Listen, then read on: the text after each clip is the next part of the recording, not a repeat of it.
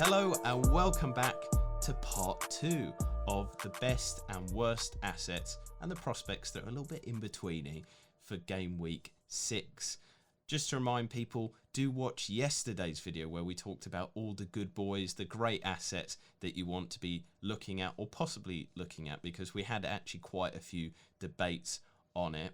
In terms of the channel though, make sure to subscribe, make sure to like the video if you enjoy the content, because we're trialing some new stuff, and also comment below if you disagree or agree with some of our asset discussions. But we have to get into the bad boys here. Let's look at the teams. In terms of it, I'm going to start off. I'm going to throw it to you actually, Lynn. You wanted to bring up Manchester City, didn't you? Why are they the bad boys at the moment? Yes, there's so few opportunities to actually name Man City a bad team with the bad boys. So I'm grabbing this one by the balls. Hope that's okay to say. Say what you But like, yeah. Lynn. I'm not sure how the YouTube algorithm will like that. It's all right, Lynn. You go forward. Yeah, so Manchester City's football has not been going that well so far. Like, they looked like they were managing to be a bit crazy with Torres, but no, they did not have Torres, and they played Sterling up top. It was awful. It was awful. Their defense saved them from being humiliated. Diaz saved them from being humiliated. And Sterling, why does he keep playing up top? He should not be there at all. I don't get it. Can someone explain this to me? What's happening? What happened to City? In terms of it, I think the team is struggling with midfield balance, and this is something that we saw at the start of last season. The team, they've done it again. They've tried to experiment with a double pivot. In terms of the game against Southampton, you saw Gundogan in the data much deeper in his average positions, which isn't really right for the City team. They struck the balance when he was allowed to roam forward, when they had more creative midfielders further up the pitch, and they had Rodri. His injury might be one of the big reasons why they're not doing too well at the moment, and it will be interesting to see if they flip back to being a higher quality side. But the thing is I do agree, first and foremost, midfield balance is just a little bit off. And they're kind of going back to the donut ball, where they're dominating, they're kind of getting the ball a little bit deeper, and then they play it back, and then they get a few kind of into the box, but teams are able to block it because they're on the sides of the box rather than kind of right deep in the centre in the danger areas. And also the lack of the goal scorer. I think, again, Sterling, like you said, him starting over Torres, who has been in better form, been a better goal scorer of recent, it's a little bit inexplicable. Obviously, as a Torres owner, I'm a little bit biased and a bit angry about that. But there are questions to be asked over Man City.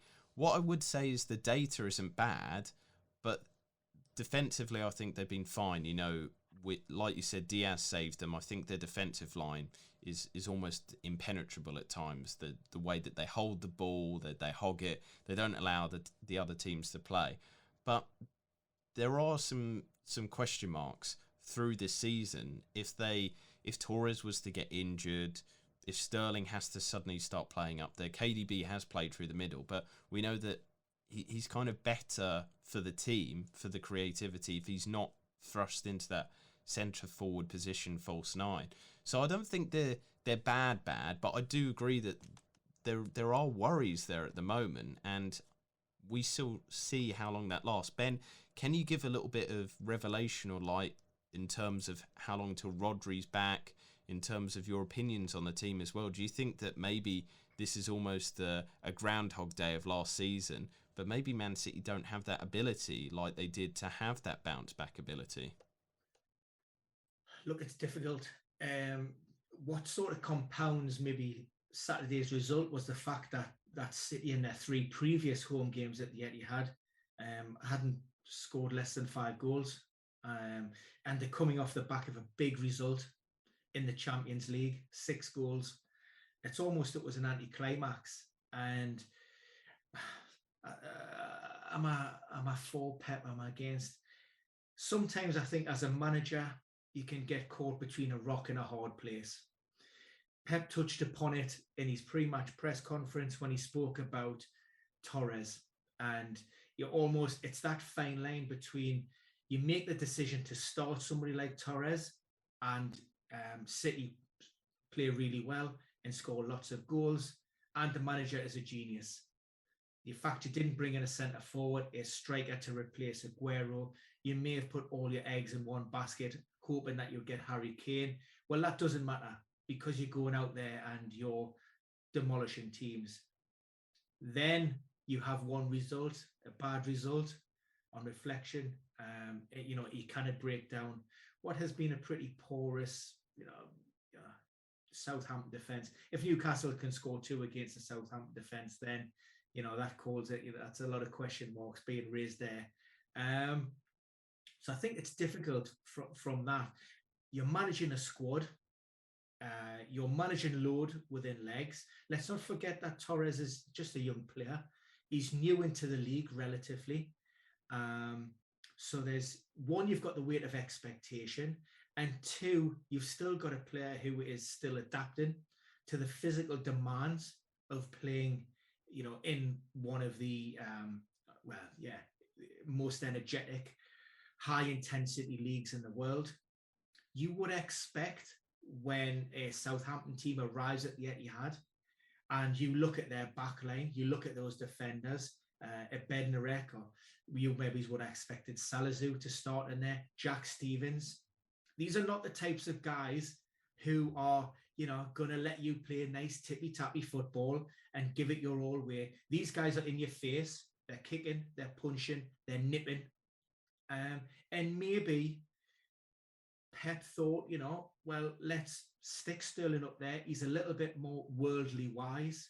He's a little, he's champing at the bit. No doubt he's knocking on the manager's door. Get me in. I'm an England international. Look at me record.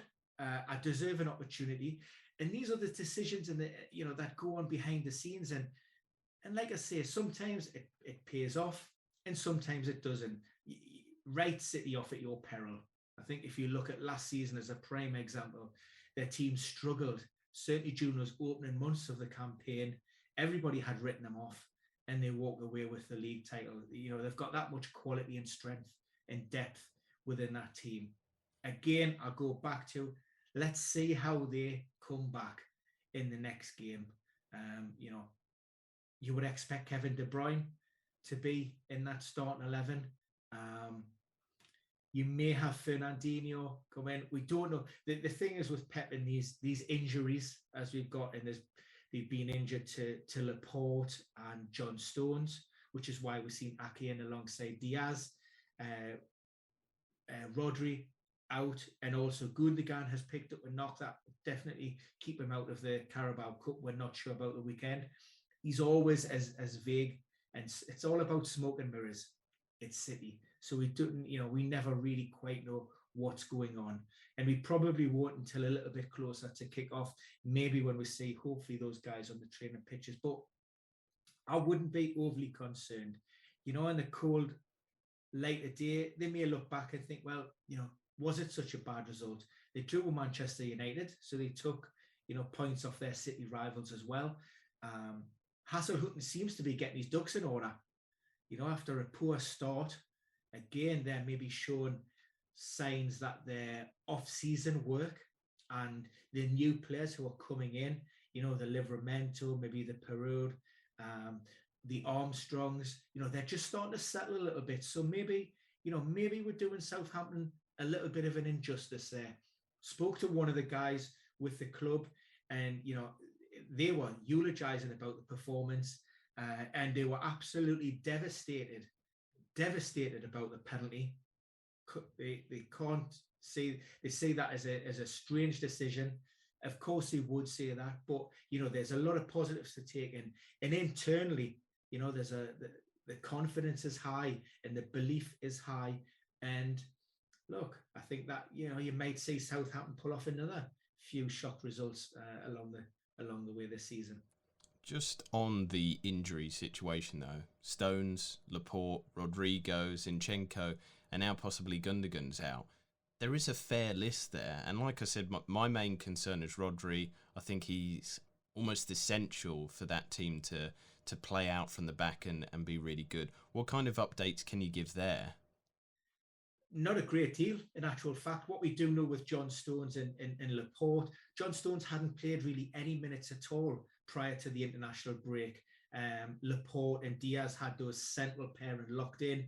Stones picked up an injury playing for England, completed 90 minutes, came back, struggling with a muscular problem. So, even when he does get back, again, he hasn't got that sharpness in his legs. And with Laporte, that was an injury that he picked up playing for Spain, groin related. This weekend might be a little bit too early, and it may be game week 7 before he can be called upon. No idea what's happened with Rodri, none whatsoever, other than the fact that it was just sort of tagged on that he must have picked up an injury in the Champions League. And also with Gundogan, very little said post-match after the weekend. But I wouldn't imagine any of those players being risked in the Carabao Cup. And like I say, we'll see closer to kick-off who, if anyone, will be available again. So, Lynn, just final comments from you on it, because you wanted to bring it up. And we're not kind of disagreeing with you, but we've kind of given some comments here. So is the final closing bit, Man City are bad, but just for now? Yeah, I think that pretty much sums it up. We're still Manchester City. We know they've got quality players. They will sort things out. But at the moment, they don't look as good as a top 6 team should look. Yeah, and let's bring it on then. That really nicely segues us on to another top 6 team that just aren't looking like a top 6 team, and that's Leicester City. In terms of it, relegation level data, I don't think that I'm overplaying that. It's not going over the top. Defensively, offensively, at the back, I mean, let me just read off some of this, I would say, appalling data. It's not good stuff. In terms of it, bottom 6 for XG conceded. In terms of big chances conceded, they're right at the bottom as well. In terms of bottom 6, goal attempts in the box conceded, they're joint bottom with Leicester there, both on 62 shots in the box conceded. This is awful stuff. And this isn't a new thing as well. This is a continuation of a really bad run of form towards the end of last season. They massively underperformed XG conceded at the end of last season. I don't know if that's Schmeichel's problem or what, but yeah, the team have quite a few problems. Going forward, big worries as well. That they're just not creating shots inside the box, bottom 3. Chances created, bottom 2. This isn't a team that you can trust in. What do you think's going wrong, Lynn? I'm actually not sure. Could be a confidence issue. It could be that they've had so many years and their key players haven't played together in a long time. But I rate Wardy, I rate Barnes and Madison, and they've got good players. I think they will sort this, but it's going to take some time. The question is, have they got the time? And Ben, do you have any inklings, reasons why this has happened? I find myself frustrated when I watch Leicester, particularly in the Premier League. Watch them in the Europa against the Napoli team. Crowd was electric, brilliant atmosphere. We've seen a performance from Harvey Barnes that every fantasy manager had been hoping and praying for since the start of the season. Lays on a brilliant assist for Perez in the opener, receives a pass in the second half, individual bit of brilliance, skill, beats a defender, slots it away. Excellent performance. High energy, high press. Look, they're probably undone by 2 excellent finishes from Napoli late towards the game, and you could maybe argue that they were maybe lucky even to get a point. But let's not forget how they played prior to that. And for me, it was almost as, I hate this thing where managers almost, they pick one team for the league and then they go into the Europa, and then they pick their reserve players, and it doesn't matter how they perform, because players who came into that team are pushing to be considered in the league. How hard they perform, and then you almost just revert back to that. And is it an over-reliance on Jamie Vardy? I don't know. Do the team almost take a step back and think, well, look, is Jamie going to do, he's a talisman. Is he going to do the leg? Is he going to get the goals? Do we really need, to maybe try? Do we see players like Harvey Barnes? Are they a little bit maybe, do they play within their shell a little bit? I don't know. I'm speculating. But to me, when I see performances like I did against Napoli, then I think they're more deserving of minutes in the league. Look, James Madison, nobody's been a bigger fan than Madison in recent times, even though he's been absolutely garbage. He's a player that I have a lot of time for, a lot of belief in, but does he deserve to be in that starting 11? Absolutely not, because he's done nothing this season to justify that faith in the manager. And sometimes it may be that he's carrying a niggle injury, or, sometimes he might just need that kick to know that, well, actually, you're not a guaranteed starter in this team. And maybe there's a little bit of complacency in there. I don't know. I'm looking for reasons as to why this Leicester team aren't performing. But as a manager, I'd be frustrated why, you can't give that desire, that passion, that hope, and it doesn't translate into the league. Because, on that performance, that first half performance, or that 60-minute performance, they would be doing a lot better in the Premier League if they performed to those levels.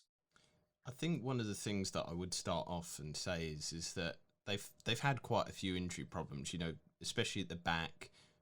Their big main defenders have been out, and it just seems almost every week there's a new kind of situation. Johnny Evans was in, he was out. Then they bought somebody to replace Fofana in terms of Vestergaard. He got injured, so they had to play Amati. But even with that, kind of looking at their pass maps in the last 3 games, there just seems an inability of getting the ball out from their back line. You see it further up the pitch. They're really struggling to get the ball into strategically good areas. They're not really working the half spaces. It's a little bit worrying. And you kind of look at it, most passes, most XG chain in the game against Brighton was Yannick Vestergaard. You don't really want the most XG chain to be your centre-back. In terms of against Man City, I know it's Man City, but they did the job against them last year, so they shouldn't really have an excuse. And the most XG chain player there was Soyuncu. You go back to the game against West Ham, and their most XG chain player there was Daniel Amati, who was playing as right centre-back. This isn't really good enough, and they're almost kind of doing the donut that we've criticised Man City for, but further down the pitch, they're not even able to work it up. And in the game this weekend against Brighton, they kind of got back into the match in the second half, and tactically they looked a little bit more into it. But for, 60 minutes, they were out of it. Brighton completely played them off the park. They controlled the match. Yes, they were, I don't know if you can say unlucky, but unfortunate that Barnes was twice offside and kind of caused them to have goals disallowed. So it might have been a 2-2, and probably a draw was a fair result on the balance of play. But they're just not the Leicester of old, and I think there's going to be big problems going forward unless Brendan Rodgers needs to tweak something. Maybe as well, it might be time catching up with them a little bit. The style that Brendan Rodgers likes to deploy, it might have a time limit on it. Vardy is getting older. There's a few players in there that are not in the best of kind of fitness as well, with Ricardo Pereira. He's still not, I don't think, 100% after his ACL injury. Serious questions need to be asked, don't they, Ben? Absolutely. you could afford Brendan Rodgers a little bit of grace, given on how he's managed the team since he arrived at the club. The worry is European football for me in this strength and depth. You've touched upon the injuries. You didn't mention Castagna coming back from an injury which was almost downplayed in terms of it was career threatening. We're talking a matter of millimeters away from losing his sight. And now he's playing with a face mask. So psychologically, that's going to impact on him. You mentioned Ricardo Pereira, ACL, but he's just recently come back from a hamstring injury. We don't quite know what's going on with James Madison, whether that is the hip issue that's managing, that's niggling away, that's impacting on his performances. Jamie Vardy, there's that calf problems. He's getting that little bit older. You're relying on those. It's small margins at the highest level, particularly as a striker. Split-second decisions. You lose not a yard of pace, a quarter of a yard of pace, and that allows defenders to nip in there. Is Vardy able to create those spaces? I'm not sure. Tielemans has blown hot and cold. And from what you've said about those players in the XG chain, I mean, I find that mind-blowing. Soyuncu, Vestergaard, Amati, soundbite that, because if that doesn't go viral within the community, I find it absolutely astonishing that those players are the highest XGI of that Leicester team. When you look at paper, the ability of some of those individuals in that starting 11, that's a mind-blowing moment there. And Lynn, going forward, looking at those fixtures, on paper they look good, don't they, for Leicester? And that's why a lot of people, like you and I, had Barnes in at the start of the season. We both quickly realised Leicester aren't that good. We jumped off the Barnes train.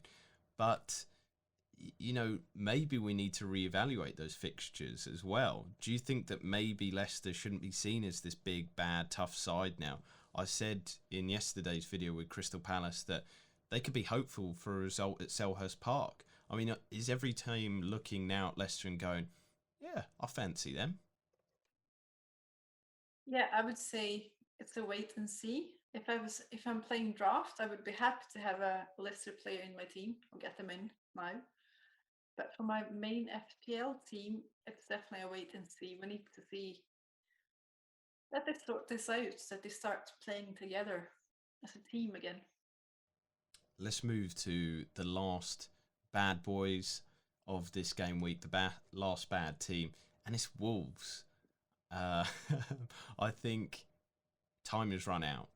The team, we've given them a lot of opportunities. Lynn, are you on board with this? Because you're still a Traore owner, aren't you? You don't own him anymore. I am not. You got rid of Traore. I mean, let's talk through this then. What made you give up on Wolves? Because I went for a defender and Jimenez instead, and I didn't want to triple up, as I've said before. So I felt 2 was a bit too much, but it happens. Do you regret the Jimenez decision now? A little bit. I'm still hopeful. Not that he could score a goal too soon. The fixtures are there for the taking. But I also think we lack a few good forwards at that price range. So at that price range, I think he's absolutely the best option. Ben, what do you think's going wrong with Wolves, though? Lynn is keeping the trust in them. The fixtures are there, and at their price point, they're fairly interesting. But for me, I don't think I can justify any ownership. What about you? Difficult.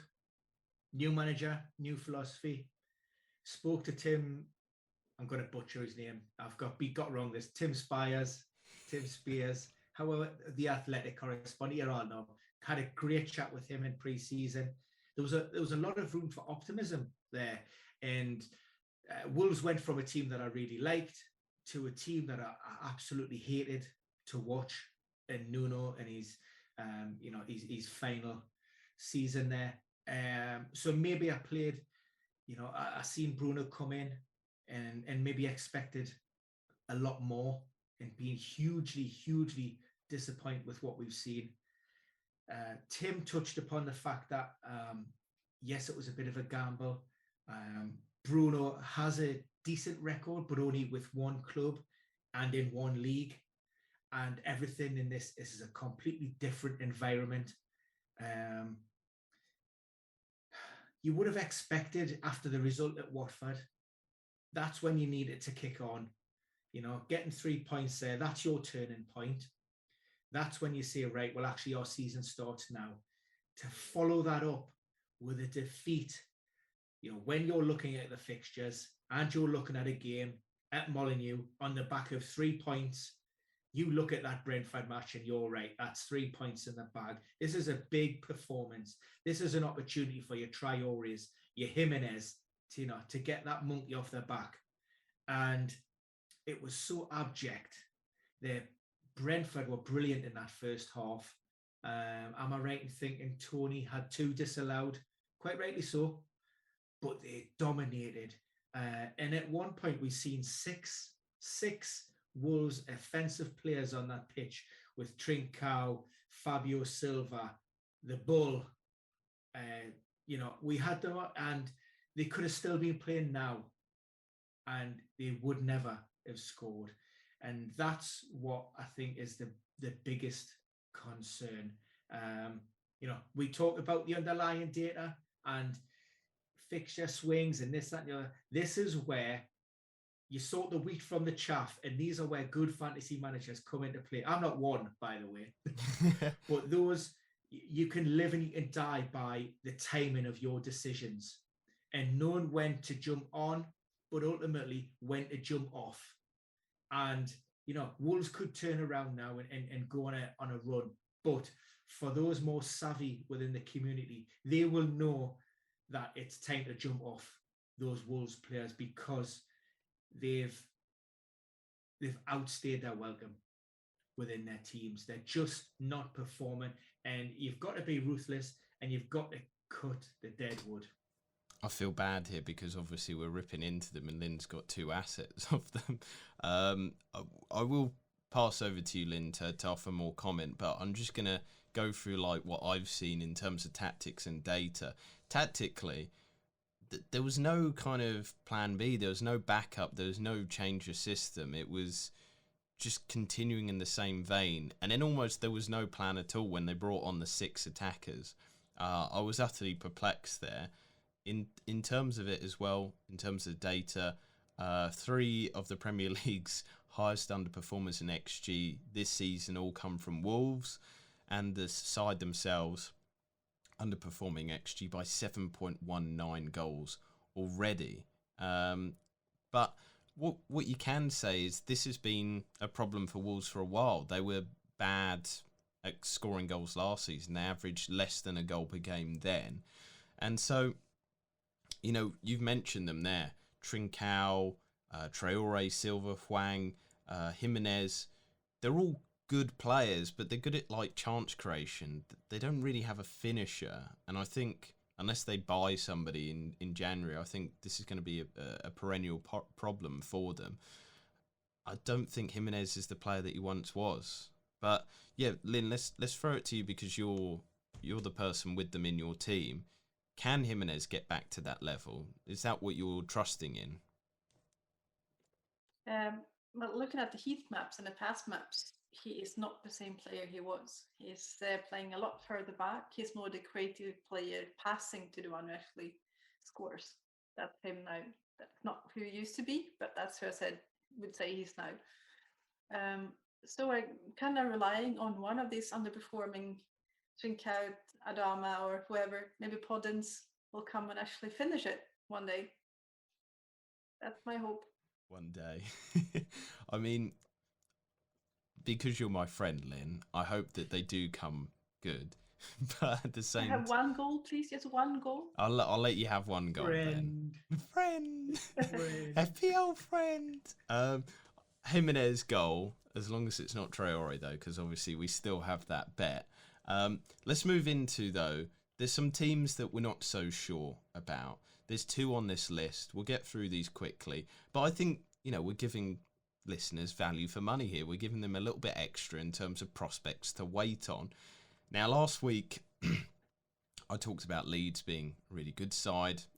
I still like them, but this is, and off screen we've had a joke about this, Ben. I love the word injury crisis. That's what's going on at Leeds at the moment, isn't it? Is it?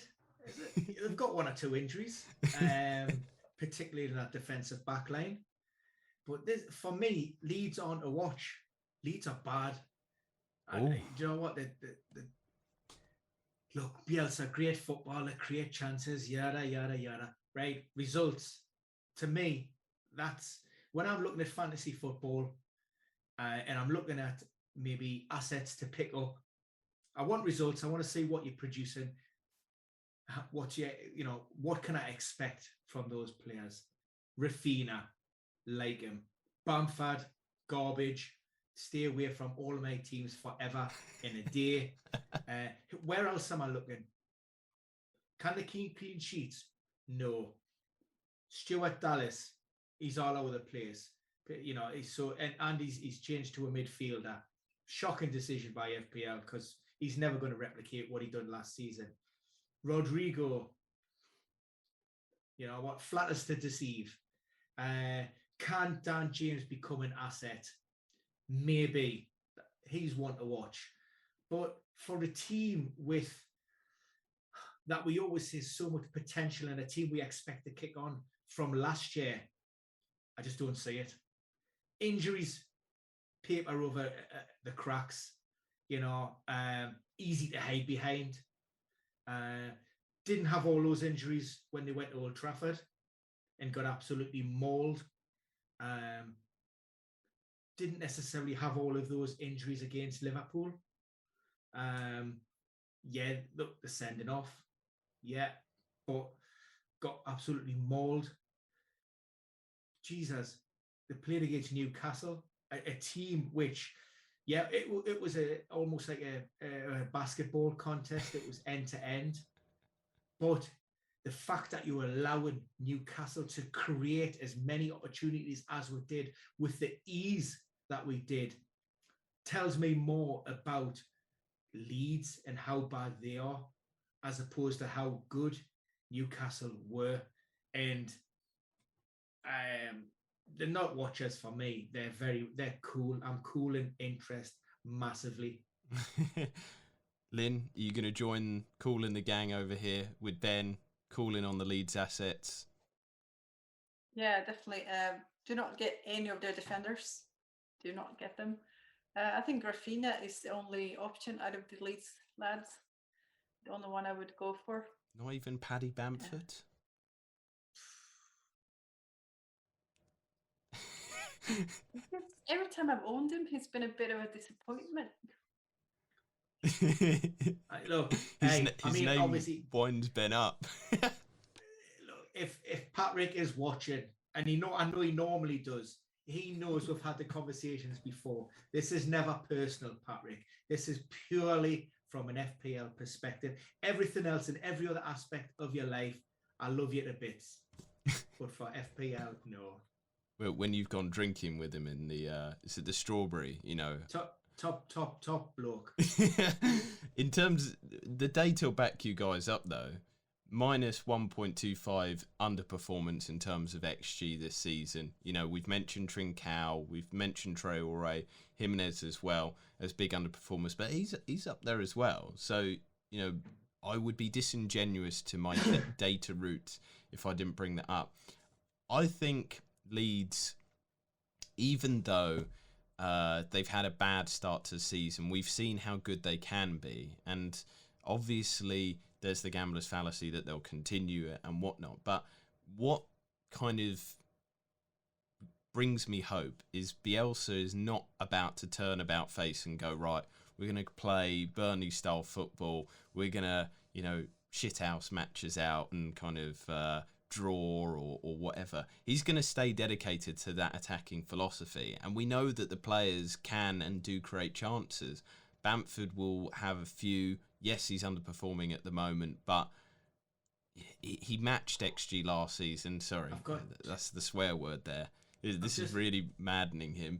Rafinha, we've seen already he's done all right. You know, for a really bad patch, he's got, in terms of it, 20 points. Not too bad.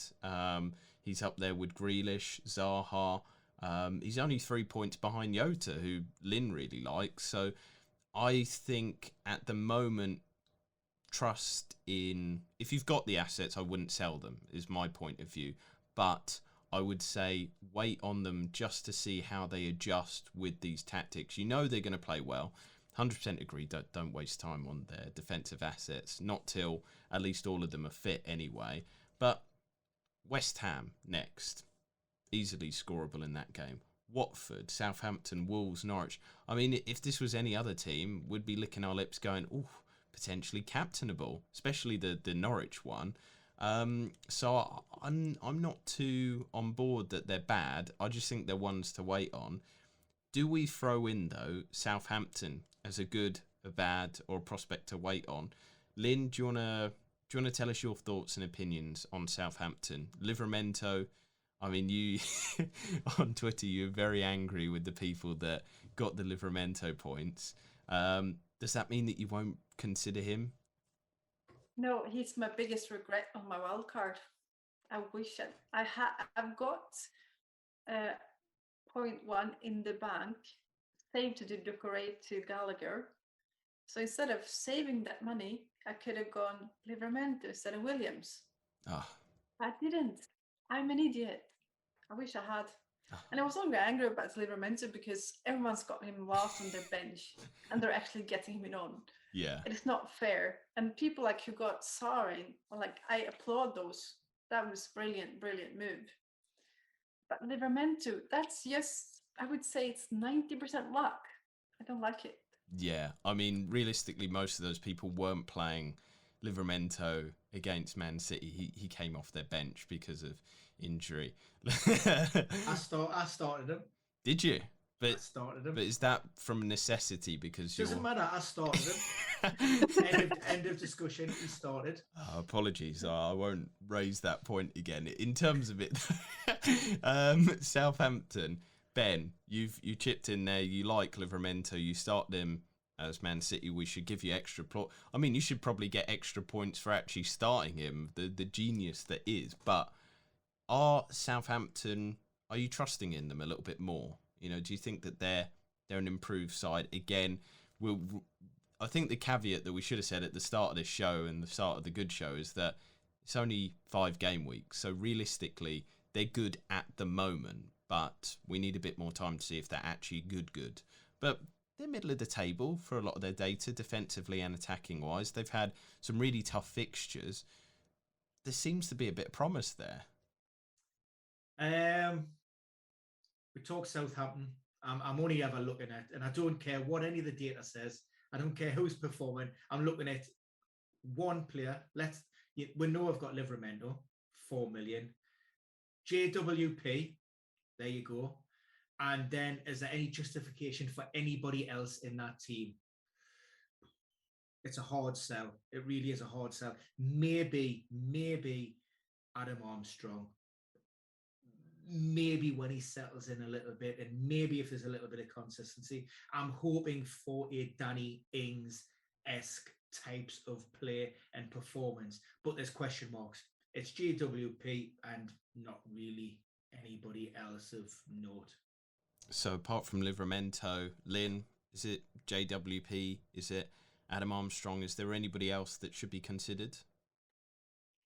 Well, Elyounoussi has looked good and he's had some shots on target and looked threatening. But since watching him in the Norwegian League, I do not trust him. I don't think he is good enough for Premier League. But he's one to watch, I think. Keep an eye on. See, he could develop. He could become better. Who knows? 5.5 as well. He might be worth a risk. 7 shots in the box. Since game week 3, 1.94 XGI. I think I'm with both of you that it's kind of a wait and see. And I guess that's why we put them in that category. But yeah, JWP, undoubtedly, he's a great asset because set pieces and Hassan Hüttl is an expert at that. He really does work on the team to be good at those dead ball situations. Livramento, I mean, he's a 4.0 starter. What's not to love about that? And I've liked what I've seen with Adam Armstrong. I think more of his problem is actually his teammates around him haven't been good enough. I saw a few opportunities against Man City where he's making really clever runs, and Redmond, he's kind of looking the other way. He didn't see him, or he kind of hesitates. There was a few moments that I thought Adam Armstrong could have scored against Man City, and he was unlucky. Again, that doesn't really show up on the data because there's not like expected goals from runs. I don't know if there's some sort of data set for that. But what I did notice was on the eye test, Armstrong does a lot of work off the ball in terms of creating space for teammates to allow them to have shots, but also himself kind of troubling defences. And I think he has the potential to do all right. And again, Southampton are a team that have good fixtures. In fact, they have the second best run over the next 7 fixtures. And I think they could just be a nice one to look at. Wolves up next. Chelsea, obviously, difficult game week 7, but then Leeds, Burnley, Watford, Aston Villa. Again, games that they could score in, Armstrong could score in. I'll be watching with keen interest in the Wolves game, especially to see if they can actually do all right against a team that I don't rate too much at the moment. But with that, I'm going to wrap it up there. Is there any last kind of talking points that we want to bring up? Any good teams, bad teams? Lynn? I've got a question for you guys. A little trivia question. Oh. In the Norwich game, in the Norwich team, who had the most XG chain this game week? Now that's a cracking question. Kabak. Kabak? Yeah, it's not a bad guess, but it's not Kabak. It's got to be somebody like in the midfield. I was going to say Norman. That was going to. Is that guy that you got in this week? Yeah. Or McLean? He plays for them now, doesn't he, McLean? I'm going to say McLean. Go on, puts out Nope. Omis or Lynn. Could Who is be it? defender Williams. Cruel. Who? Sorry? Cruel. Cruel. Oh my God, that just says how bad Norwich are. Wow. I was just looking at that. That's amazing, but also horrendous. But yeah. Cruel to be kind in terms of it. It's that is worrying stuff for Norwich. I mean, the tactic going forward, we didn't cover it in the good, but it seems to be captain whoever is playing Norwich this week, especially if they're a right winger. That's the tactic going forward. I love these trivia. We're going to keep these through the season, but I hope you have enjoyed and loved watching this. That is the end of the bad assets there. We threw in a little bit extra as well in terms of teams that we've got our eye on. Make sure to subscribe to the channel. We've got so much good content here. We've got double header with Lynn weekly. We've got Raj coming in as well. We've got captaincy discussions. We've got the essential injury news. I mean, the list is almost endless in terms of great quality. And then we have the weekly live broadcast as well. Your injury news just before the deadline so that you can make those all-important transfers. But for now, I'm going to wish you the best of luck. Comment below, but good luck with your game week 6. We'll see you this time next week.